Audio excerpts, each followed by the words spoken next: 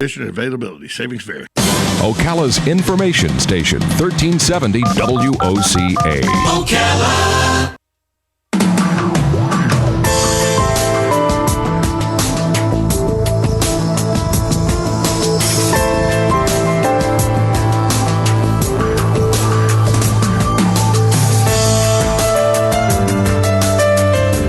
Minutes after 10 o'clock. Thank you for tuning in. Nice looking Thursday. Hope you're doing well. I remember comedian Bob Hope was once being interviewed, and they asked him, I don't think it was an interview, and I don't really remember. But anyway, Bob Hope once was talking about the secret to his long marriage. He had been married to his wife for his whole life, I guess. Yeah. Well, his whole adult life. And the secret to my marriage is I'm never home. That's what he said. I'm never home. There may be some truth to that. Our next guest is going to say that separateness combined with intimacy, I think was what I remember reading, are two important parts of a successful, happy marriage. Michael Gurian is on the phone. He's known as the People's Philosopher. He's a marriage counselor, a family counselor, the co-founder of the Gurian Institute. Hope I'm saying his name right.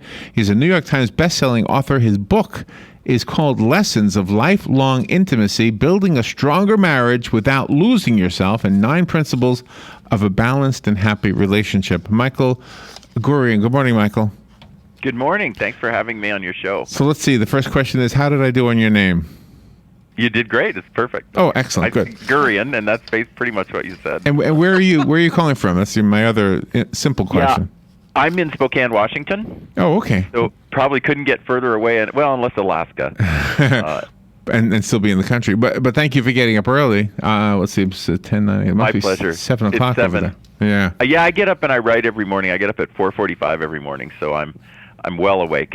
A lot of writers say they do that. They write better in the morning, and then the rest of the day they do other things like wash the dog and things like that. Right. Yeah. All right. Well, so did you hear what I said about Bob Hope? And I don't know if you ever heard him say that or not, but a lot of people will say that actually, whether it's a comic reason, purpose for saying it or not. I guess he did have that reason, but I think a lot of us could agree with that. Yeah, well, I hadn't heard him say it. It's a fun quote. So the separateness in this book, one little piece of it would be what he's talking about, which is the physical separateness, that absence makes the heart grow fonder. And there is some really good neuroscience to show that. And my work is all of my work is science-based. So this is Lessons of Lifelong Intimacy is a science-based or neuroscience-based look at how we love and how to keep love going a long time. So part of it is to make sure to have some separateness in that physical sense. The deeper separateness is psychological separateness, and that'll take a little time for us to talk about and unwrap. And that's the one that if we don't achieve that one, right now in the U.S., half of our marriages end between 4 and 7 years in. And so that's usually about 7 to 10 years into the relationship, because we were together a while before we got married. So in that power struggle phase in there, when we fall out of love and then gradually drift and we end our relationships, and a lot of the reason for that is that we have not balanced the intimacy with the separateness. We haven't achieved that psychological separateness. So let me bring up a stereotype. Let's say the man likes football and the woman likes ice skating. Okay, and she goes with him to the football games. He never goes with her to the ice skating things. So there's two separate interests. But in half of the relationship, she's going with him. This is a stereotypical thing, so I hope it's not too simple. But she's supporting his separateness because he's not separated from her, but he's got a separate interest, and he knows darn well that she doesn't really want to be there, but she's there for him. But he doesn't go with her. Just comment on what I just described there. Do you see it a lot? Well, yeah. I mean, we do see.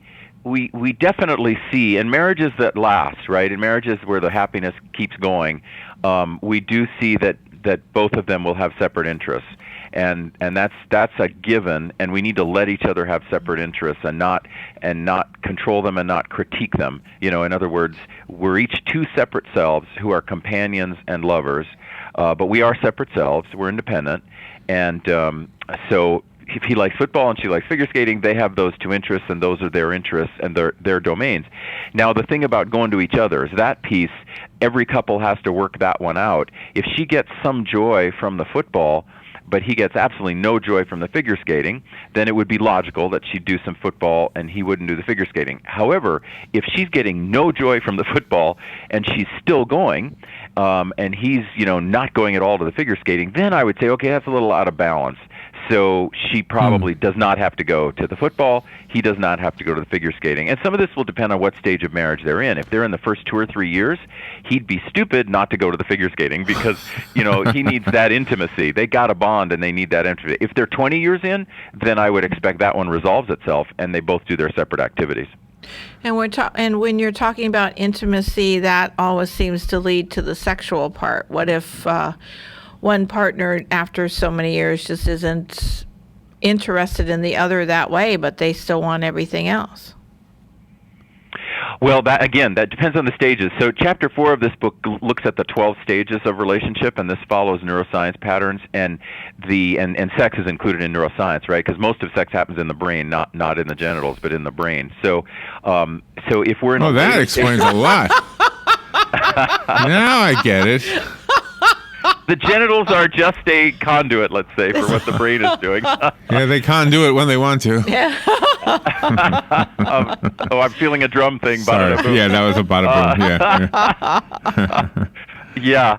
So I mean, if they're if they're older and they're in like stage 8, 9, 10, then not having much sex together makes absolute sense. I mean, it's the norm is not to have a whole lot of sex if you've gone through menopause, andropause, and so on. But if you're in the first stages of relationship and someone is not having sex drive and not wanting to have sex, that can really harm the intimacy. So people would want to get help right away for that. So again, that would depend on the stage.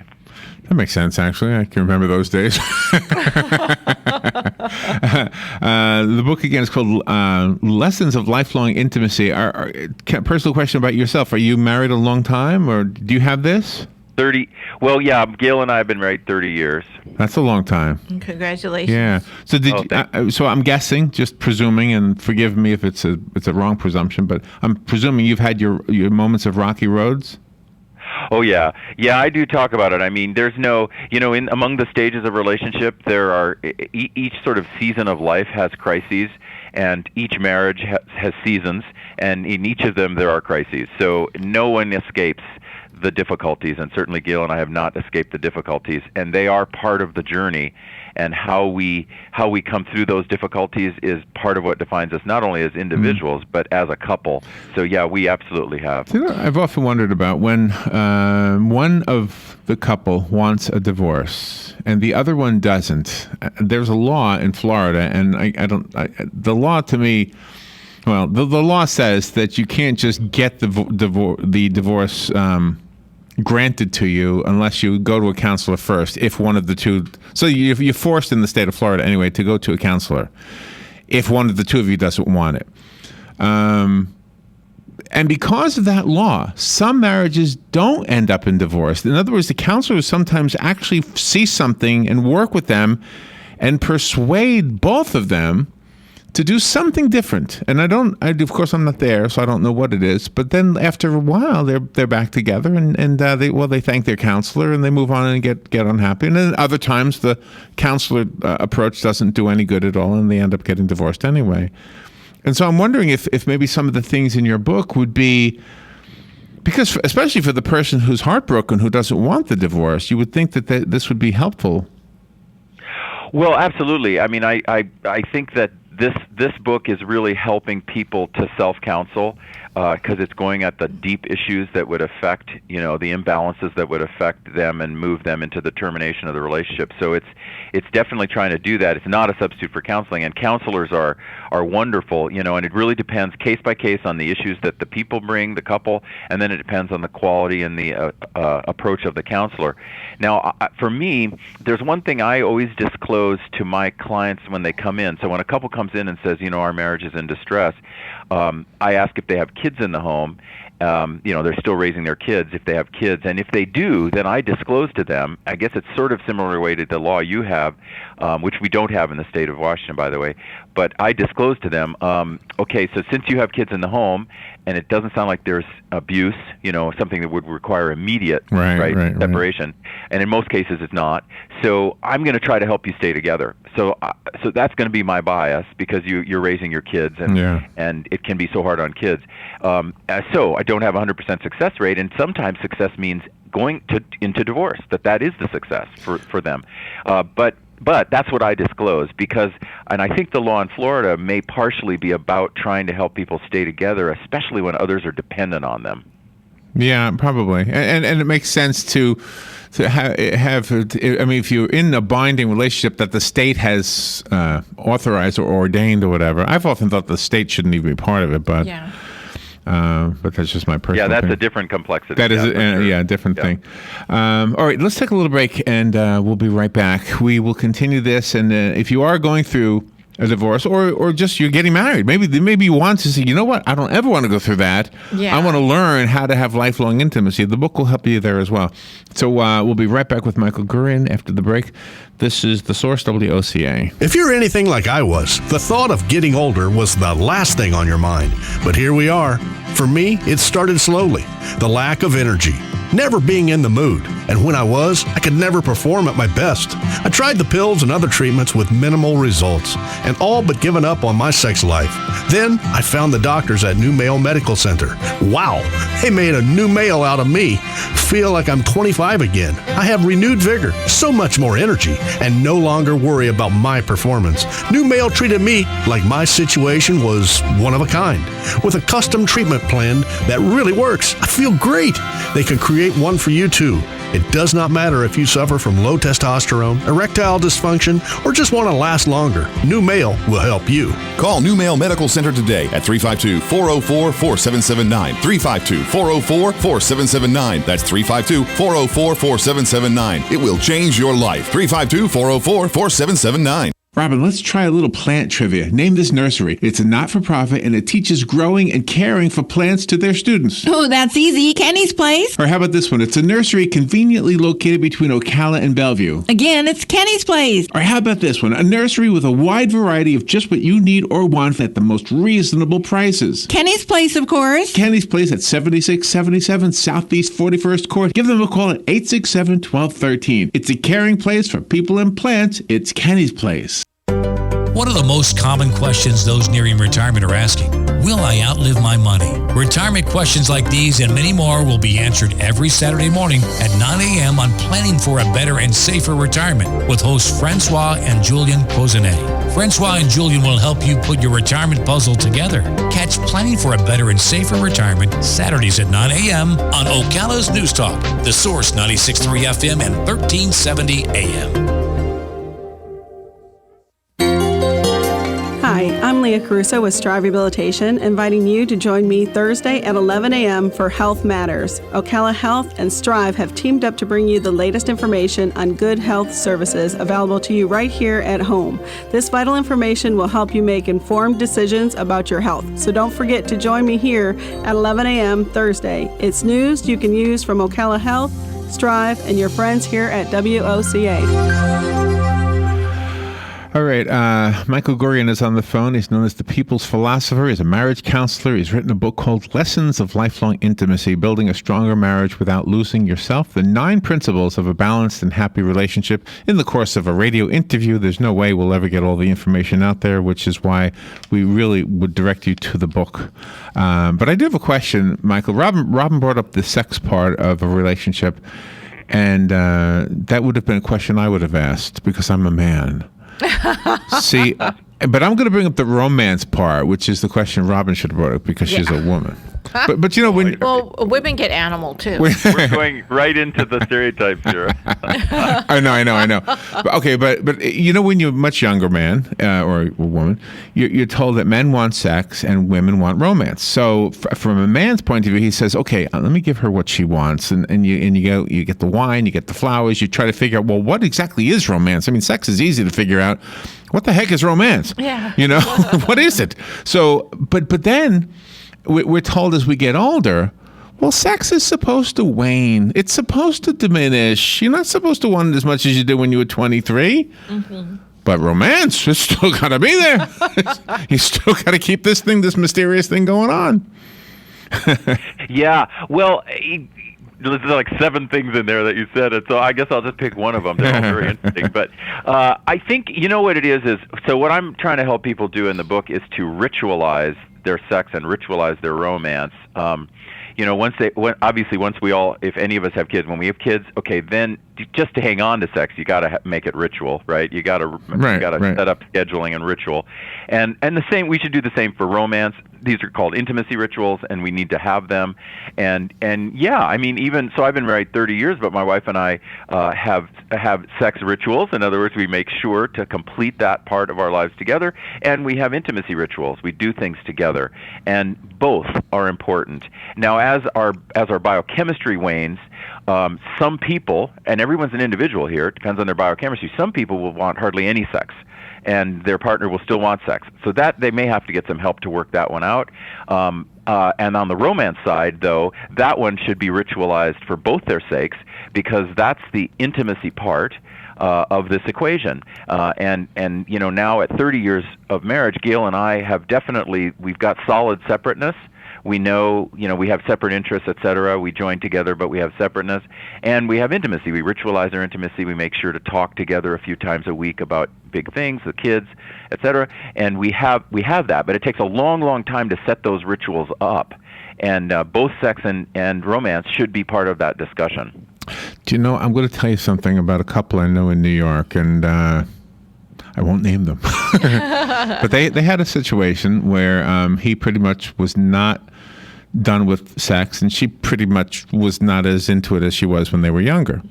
They hired, and I was there, not in the room, but I was there in the house when their masseuse came over. Their masseuse was an attractive lady, by the way. And the masseuse would give them each massages. Mm-hmm. Her massage, who knows what went on, but I know what happened in his massage because he told me. And the wife knows. The wife knows that his sexual needs were being met in part by this surrogate. Mm-hmm. Right. And I don't know how common that is. It's probably illegal in some ways, but it worked for them, and they were not unhappy. They were a happy couple. Mm-hmm. Right.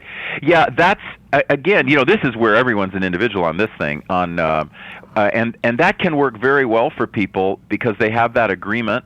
And that works, and it works for the person who doesn't want to have sex anymore, and it works for the person who needs intimacy through sex. And we mustn't forget this. This is really, really crucial. When someone says to their partner, I'm done with sex, and their partner happens to be a person who needs sex to have intimacy, and there's nothing wrong with that, that's just the way that biochemistry is set up, then, that's a huge mistake. So the person who senses deep down, oh, my partner has always needed sex for intimacy, but now I'm going to cut it off. That partner is setting up a divorce, and they should know that because their partner needs the sexuality to be intimate. Now, that doesn't mean, as in your case, that the partner who's done with sex or who may have health problems and can't have sex, it doesn't mean that this relationship ends. It means they find an alternative. Yeah, you've got a great voice, by the way. Do you do like podcasts or something? You should do a regular radio call-in show or something with sex questions or relationship questions. Once in a while, actually, people do tell me that, and just no one has come to me and set that up because I couldn't set up the logistics of it. But I would actually love to do it. I love answering questions. So as long as someone asks me the question, I'd be good at it. When you go and give your talks around the country, you speak to different ages of people. How do you talk to the college-age student? About all of this? Yes. Because it just seems to be so totally different than if you're speaking to someone that's 30 or older. Right. Well, I talk and then I listen. You know what I mean? Like everywhere I go, I learn. I've been speaking now in conferences and so on for about 25 years, and I've learned to learn. So with age groups where I know I'm the oldie with the gray hair, I'm 57. So those people are my kids' age. My daughters are grown, they're 22 and 25, and like even when they're home, they bring their friends around, their boyfriends, and I always am asking them questions, just because I want to learn their point of view. And so some things are definitely different, but these visceral things are very much actually the same in that they want the deep connections. And, of course, in their generation, there's more male-female friendships that are not sexual. There's more, there's a wider gamut than when I was growing up. But they still want the depth that we wanted, and they want to figure out ways to love for life. However, they know that they're going to live so much longer, so they are looking at, will I have the same partner my whole life? And statistically, they may not. And then they're also looking at divorce, post-divorce, because about half come from families where the parents have divorced. So then that's a big discussion for them. So as I ask them questions, then we work through those answers. Wow. Do you have separate from the romance and sex and all that? What about the earning part of a relationship? And we always hear again another stereotype that when a man earns more, there's no problem, but when the woman earns more, there's a problem. Is that true? Well, absolutely. Again, individual case. Anything, absolutely, that does happen for couples. The problem is trying to generalize about these huge things. Yeah. I mean, it's we have so many factors there. One is that right now in the U.S., a third of women are working full time. A third are working part-time, and then a third are staying home. They've stopped working outside the home. They're working in the home with the family. So whereas we have 90% of men are working full-time or trying to work full-time. And the polls also show that two-thirds of women, once they have kids, want to work part-time or in the home and leave the workplace for a while, whereas 75% of men want to stay full-time workers. That is the biggest statistic to me. And so what it's showing is that yes, things are changing, and thank God there are. I mean, men can stay home, women can work, all of that has changed. But there's a drive once people have kids. There seems to be a primal drive to try to help women connect with those kids, especially when they're very young, and men to be working. And so we have to really deal with this as a culture, because on the one hand, this is what people are saying they want. On the other hand, we're having, we're talking about these things like who's making more money. And the deeper dialogue to me, in terms of saving marriages, is to talk about what it is women and men want with and from each other. And there are transactions in this. If the man is out there earning all that money, the woman is staying home, there are actually intimacy transactions. There are relational transactions that go on unconsciously with this couple. And so when couples come to me in that situation, I end up helping them with those transactions they didn't even realize were there, like how much sex should we have, all of those things that become an unconscious transaction between the couple. And there are always ramifications from people on the outside, because sometimes the dads do stay home with the children. Maybe they have an in-home business that they're working at, but they're primarily with the children. And then somebody from the outside steps in and calls them a deadbeat. And I just really hate that. Oh, yeah. Yeah, when I hear that, I close my ears, because people are being very superficial, and they're just, I guess, grabbing a headline and trying to solve these deep human issues through these headlines, and I think it's inhumane. I mean, I think it's really dangerous to marriages and to children and to families and to individuals to try to talk about these deep issues through these headlines. And I think that's one of the reasons I write books, is I really want to go deep in with people and give them tools so they really can turn away from those sort of judgmental headlines that generalize everyone into a deadbeat or into a moms are in the kitchen and having babies, and all of those stereotypes. I mean, I just think, man, it's 2015. We just have to move beyond that stuff. Exactly. Michael Gurian is our guest. The book is called Lessons of Lifelong Intimacy. He sent us a copy. It's a nice hardcover book. There's so much material in this book. I promise you that if you want to improve your marriage or get on the right track, if you're getting married soon, the book will help you either way. Some very personal stuff in this book, as a matter of fact. Call me if you want the copy that was sent to us. I'll be glad to put your name on it, leave it for you. But we need to find out how to buy it, the rest of us. Michael, do you have a website for the book? Yeah, if folks want to get it right away, of course, they could go to Amazon.com, BarnesandNoble.com, any of those online or bookstores can get it. And then my website is michaelgurian.com, Gurian, michaelgurian.com. All right, Michael, good stuff. There were so many more questions we had for you, but we'll have to read the book to get the answers. You have such a great voice. Let me just compliment your voice. It's not just a good sounding voice, but you've got a very caring. Your personality comes through your voice, I guess. Very caring. I mean, that's probably why you're a great marriage counselor. I'm guessing for both men and women. I'm guessing the women and the men both respond probably very well to your persona and to your voice. Oh, well, thank you. Who knows? Maybe someone will call me one day and I'll end up doing radio. Somebody. Who's the guy we know? Dr. Drew. Dr. Drew should get you. Drew. Yeah, we know him. Well, for now I'm on your show. Well, thank you so much. Thanks for having me. Thank you. That was great. We'll be right back. Fox News Radio. I'm Lillian Wu. The top 10 polling GOP presidential candidates facing off tonight in Cleveland, Ohio, where Fox News Radio's Rachel Sutherland reports. A lot of people I talk to here in Cleveland, even on the left, are being drawn in by Donald Trump. They just want to see